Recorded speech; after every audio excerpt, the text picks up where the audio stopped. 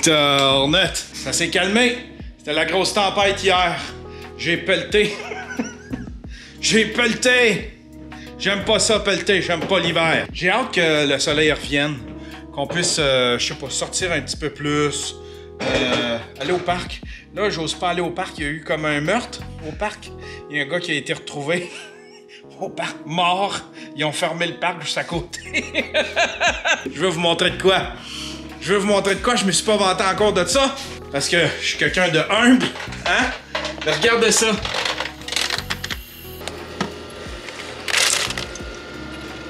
Une machine pour faire de la glace. Ah, ma grenouille vient d'arriver. T'arrives de où, ma grenouille? Je suis allée patiner. T'es allée patiner? Oh non! Calice, Boogie! Pris en flagrant délit. Ouais, va chercher une serviette, quelque chose, là. Ça va. Ah ouais. Mon laptop, pis tout. Pourquoi tu fais tomber les verres d'eau, Boogie? Je comprends pas. Peux-tu trouver une autre passion dans la vie, genre? C'est de chat mal commode, de tabarnak.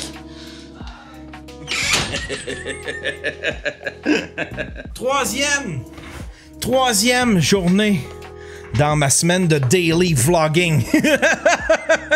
La vidéo d'hier, vous l'avez peut-être pas vu passer, mais elle est en ligne. J'ai vu qu'il y avait pas beaucoup de clics parce qu'elle a été démonétisée vu que j'ai mis du matériel qui est pas libre de droit, mais toujours est-il que j'ai fait une vidéo, est-ce que c'est un top 5 des meilleurs documentaires, des documentaires que vous avez probablement snobés ou que vous avez probablement manqué en 2020, mais qui sont excellents et qu'il faut voir absolument.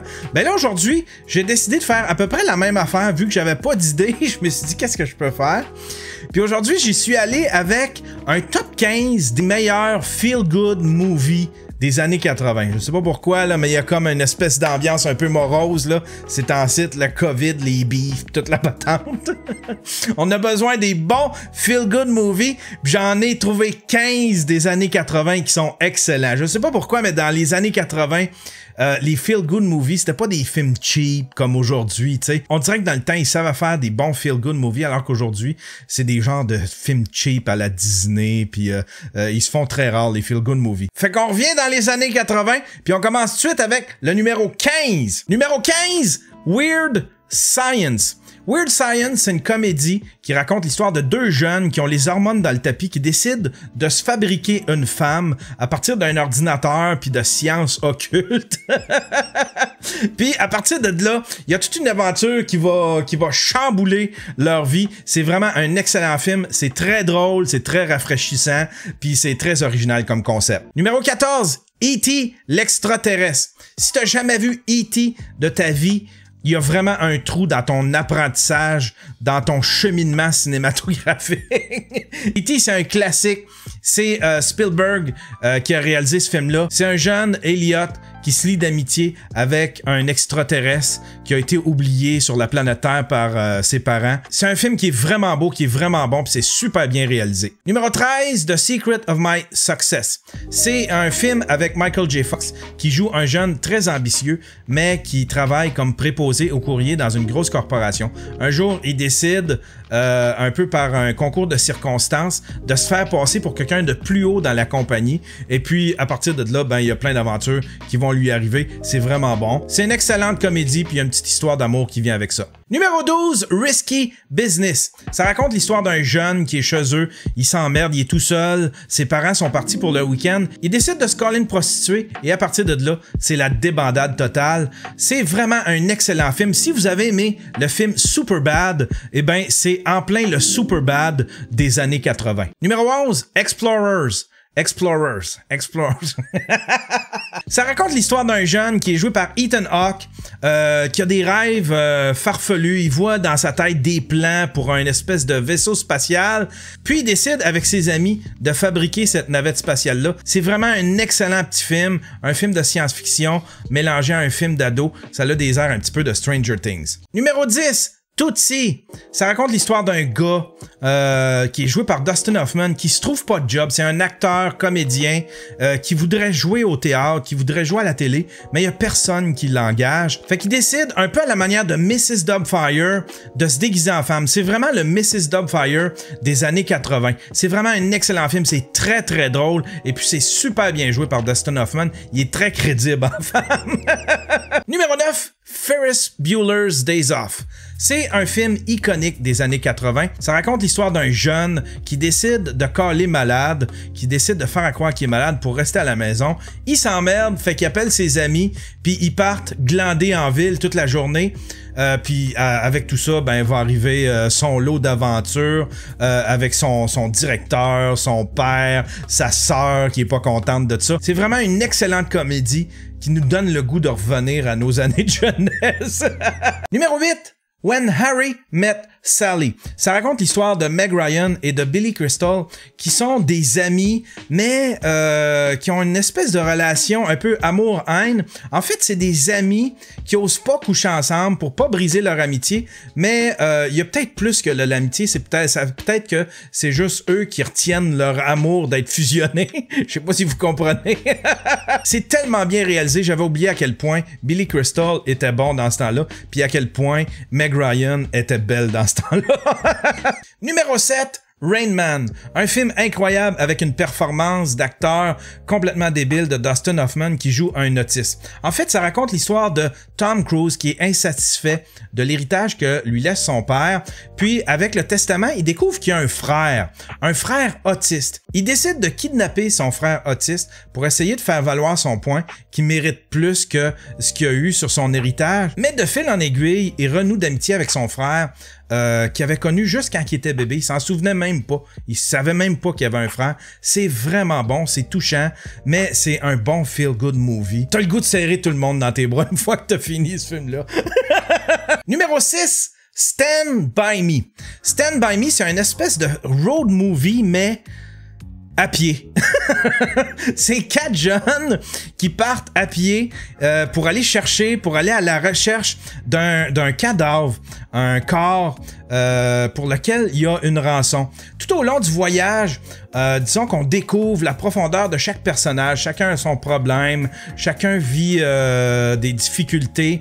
Disons, c'est la réalité du temps, ça se passe dans les années, je pense que ça se passe dans les années 60. Les jeunes aussi subissent beaucoup d'intimidation de la part des plus grands dans le village. En tout cas, c'est un excellent film et le jeu d'acteur des 4 jeunes est incroyable. Numéro 5, Big. Ça raconte l'histoire d'un jeune qui est tanné de sa vie de jeune.